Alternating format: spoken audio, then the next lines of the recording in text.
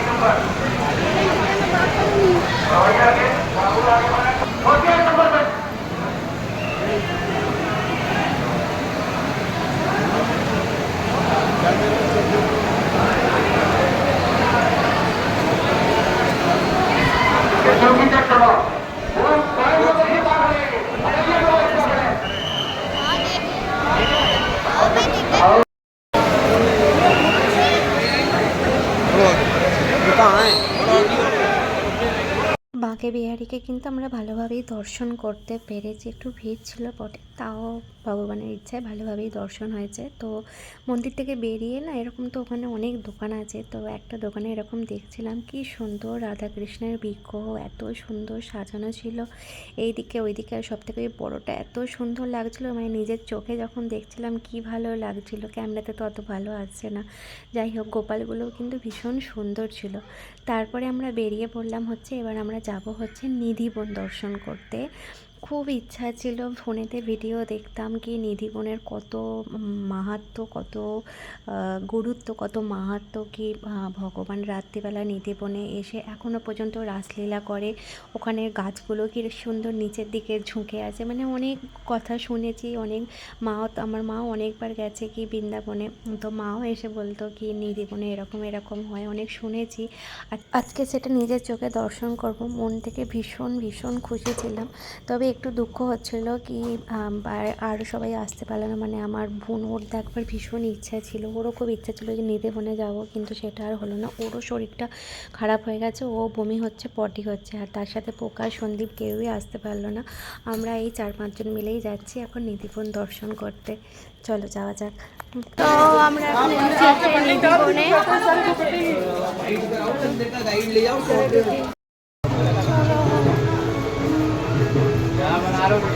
এই যে নিধিবন,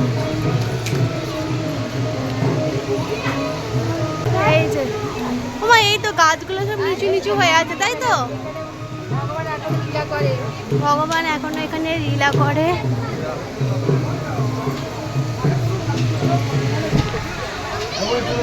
কোনো গাছই আমরা আগে ওপেন ঘুরেছি, কোনো গাছই না না কোনো গাছই উঁচু হয়ে নেই, সব গাছ ঝুঁকে আছে। আগে এই ব্যারিকেড ছিল না, মনে আছে? না, আমি তো সেই কোন ছোটবেলায় এসেছি, মনে থাকে আর? আগে আগে আমরা ওপেন ছিলাম, ঘুরতাম। বান্দার এখন ঘিরে দিয়েছে, তাই তো?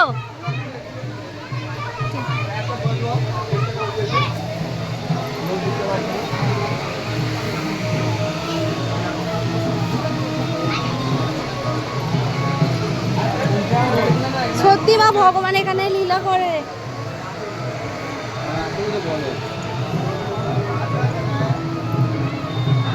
তো আজও সত্যি ভগবান এখানে এখানে এসে এখনও লীলা করে রাত্রিবেলা। আর এই যে গাছগুলোকে দেখতে পাচ্ছ, এই গাছগুলো কিন্তু দেখতে গাছ হলেও কী হবে, রাত্রিবেলা নাকি এরা সবাই হয়ে যায় হচ্ছে এক একজন গোপী। ভগবান সমস্ত গোপীদের নিয়ে লীলা করেন এখানে। আর তারপরে ভিতরে একটা মন্দির আছে, মন্দিরের ভিতরে এখানে ভগবানের জন্য পান সাজিয়ে রাখা হয়, তারপরে বিছানা ঠিক করে রাখা হয়। কিন্তু পরের দিন সকালবেলা এসে দেখা যায় কি পানও সেখানে নেই, বা জল রাখা হয় সেই জলও অর্ধেক খালি হয়ে গেছে।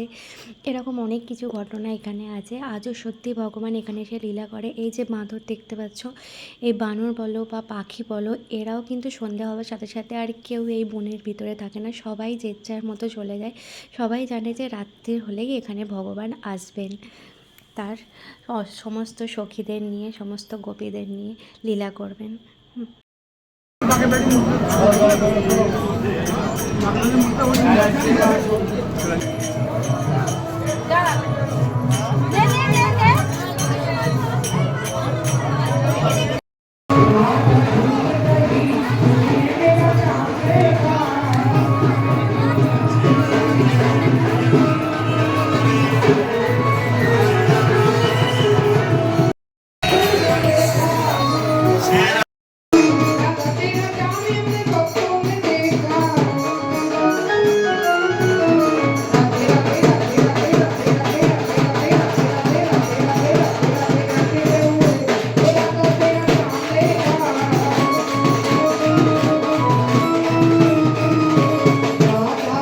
এখন আমরা চলে এসেছি হচ্ছে রঙ্গনাথ মন্দিরে।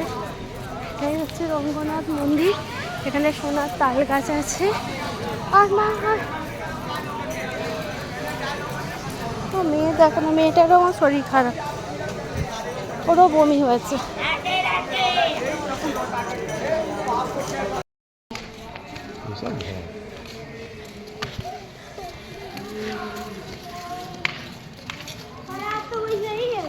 কুণ্ড হবে একটা।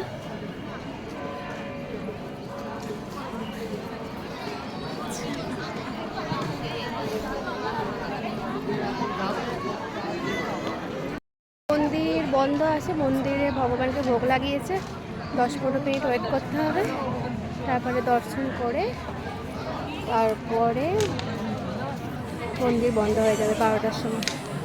হ্যাঁ, আমি একটা বাঁদরকে দেখছি, আমি সানগ্লাস পরে আছি, বারবার সবাই বলছে যে সানগ্লাস খুললো বান্দর লে যায়গা।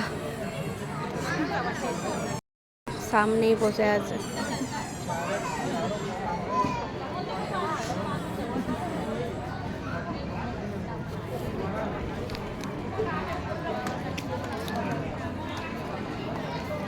মন্দিরের ভিতরে সোনার তাল গাছ আছে।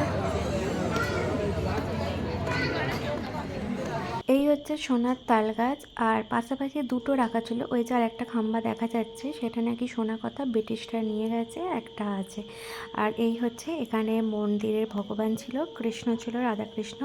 এই যে গোদা দেবী, শ্রী রঙ্গনাথ ভগবান। তো শরীর তো সবাইয়েরই খারাপ।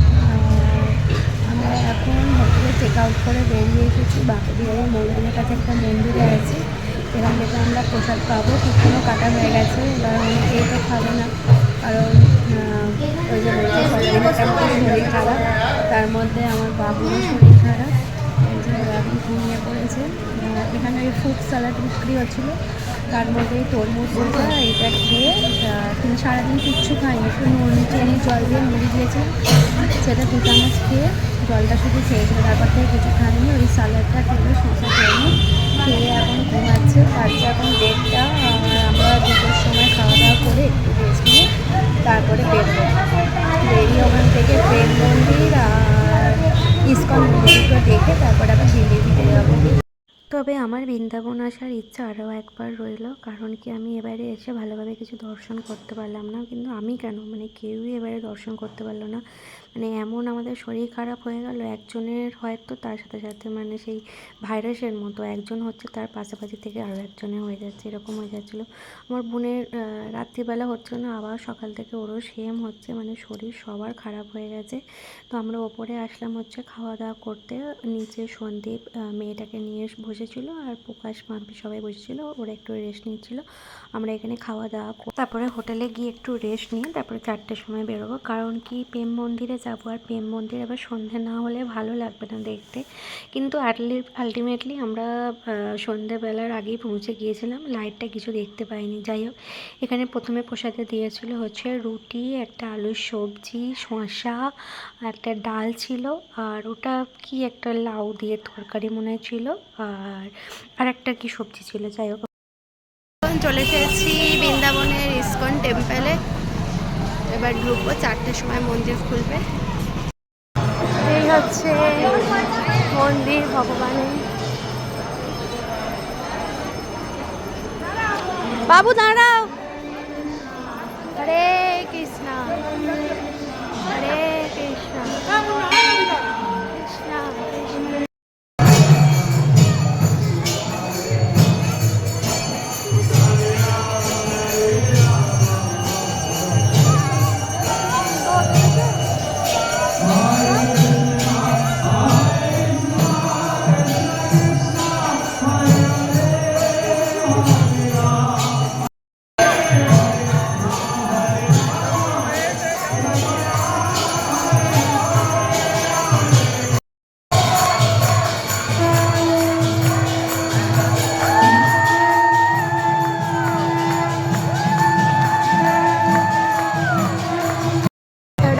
মন্দিরের পিছন দিক, ওখানে গুরুকুল আছে, গুরুকুল ইন্টারন্যাশনাল স্কুল আছে, এখানে একটা গিফট শপ আছে।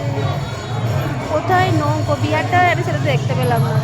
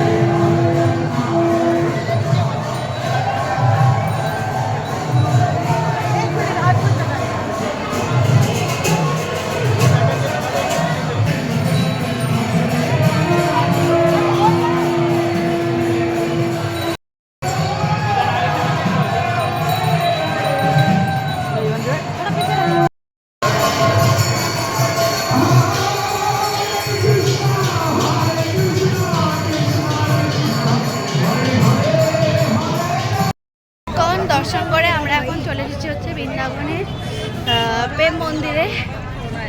তো চলো, মন্দিরটা কিন্তু সন্ধ্যেবেলা হলে লাইটগুলো জ্বললে বেশি ভালো দেখতে লাগে। একটু পরে অবশ্য সন্ধ্যে হয়েই যাবে, কারণ 5:30 বেজে গেছে।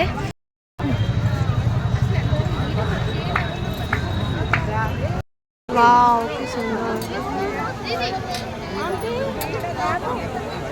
ওখানে ভগবানের হচ্ছে, কালিয়া দমন হচ্ছে। কি দারুণ না মন্দিরটা, মাম্পি। হ্যাঁ, একটু সন্ধে না হলে ভালো লাগবে না।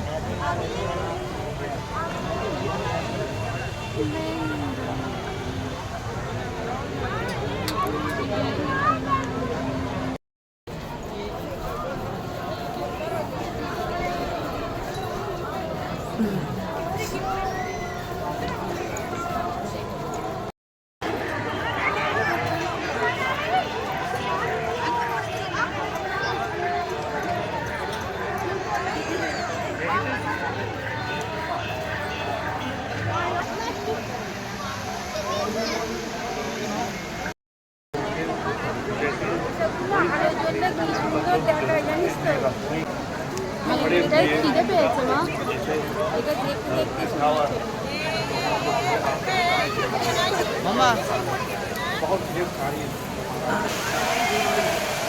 ইন্দ্রদেব বৃষ্টি দিয়ে দিয়েছে। ভগবান করে আঙুলে একটু ধরে আছে, এই দেখো ভালো করে।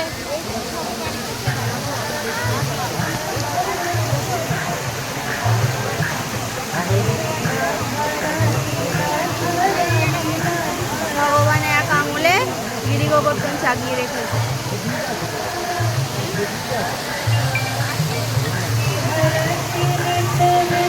মন্দিরের বাইরেটা যতটা সুন্দর ছিল ভিতরটাও ততটাই সুন্দর, কিন্তু যেহেতু এখনও পর্যন্ত সন্ধে হয়নি ওই জন্য বাইরের লাইটগুলো কিছু দেখতে পাচ্ছিলাম না। আমার মা বলছে একটু আস্তে আস্তে চল, ভালো করে দেখে চল, কিন্তু কি করব, মানে মেয়েটার শরীরটা এতটা খারাপ না, ও কিছুতেই হাঁটতে চাইছে না, খালি বারবার কোলে উঠতে চাইছে। আর কোলে নিয়ে এইভাবে ঘোরাও আর সম্ভব হচ্ছে না, কারণ ও অনেকটা বড় হয়ে গেছে। যাই হোক, তাও আমরা নিচে থেকে ওপরে এসেছিলাম। ওপরে এসে এখানে এই যে ভগবানের একটা বিগ্রহ ছিল, রাধারানী কৃষ্ণ দুজনেই আছে আর কি। এই যে এই বিগ্রহ দর্শন করে তারপরে আমরা নিচে নেমে গিয়েছিলাম। আর নিচের থেকেও ওপরেরটাও ভীষণ সুন্দর ছিল, মানে নিচেটাও সুন্দর, ওপরেও ভীষণ সুন্দর। ওপর থেকে নিচেটা দেখতেও খুব সুন্দর লাগছিল। তো এই যে দেখো, নিচে থেকে এসে আবার ওপরে ভিডিওটা করছিলাম। ওপরে ওই জায়গাটা আমরা গিয়েছিলাম, কিন্তু ভালো করে ভিডিও করতে পারিনি, কারণ আমাদের নিজেদেরই বিরক্ত লাগছিলো, যেন মনে হচ্ছিলো কখন বাড়ি যাব, গিয়ে রেস্ট নেব। তো এই প্রেম মন্দির দর্শন করার পরে আমরা বাড়ি চলে যাব, মানে দিল্লি চলে যাব আর কি। আজকে দিল্লি ফিরে যাচ্ছি, কিন্তু মানে যেরকম ইচ্ছা নিয়ে এসেছিলাম আর কি, বৃন্দাবনটা ভালো করে ঘুরবো, সেরকম কিছুই হলো না। শুধুমাত্র সবারই শরীর খারাপের জন্য আমরা ভালোভাবে কিছুই দর্শন করতে পারলাম না। তবে কিন্তু আরও একবার বৃন্দাবন আসবার খুব ইচ্ছা আছে, যদি ভগবানের ইচ্ছা হয়, যদি ভগবান টানে, তাহলে খুব শীঘ্রই আবার বৃন্দাবন দর্শন করতে পারবো ভালোভাবে। তো এই যে এখানে দর্শন করে তারপর আমরা যাব হচ্ছে দিল্লিতে, আমার মামার বাড়িতে। 4 ঘন্টা জার্নি শেষ করে আমরা চলে এসেছিলাম মামার বাড়িতে। আর যেহেতু সবারই শরীর খারাপ, ওই জন্য বলেছিল যে রাত্রিবেলা ভাত করো, ভাত, ডাল, আলু ভাজা, আলু ভাতে, এইগুলো দিয়েই আমরা আজকে ডিনারটা করেছিলাম। তো চলো এখন সবাই মিলে খেতে বসেছি। আজকের ব্লগ এখানে এন্ড করছি, দেখা যাচ্ছে নেক্সট ব্লগে। Tata, bye, good.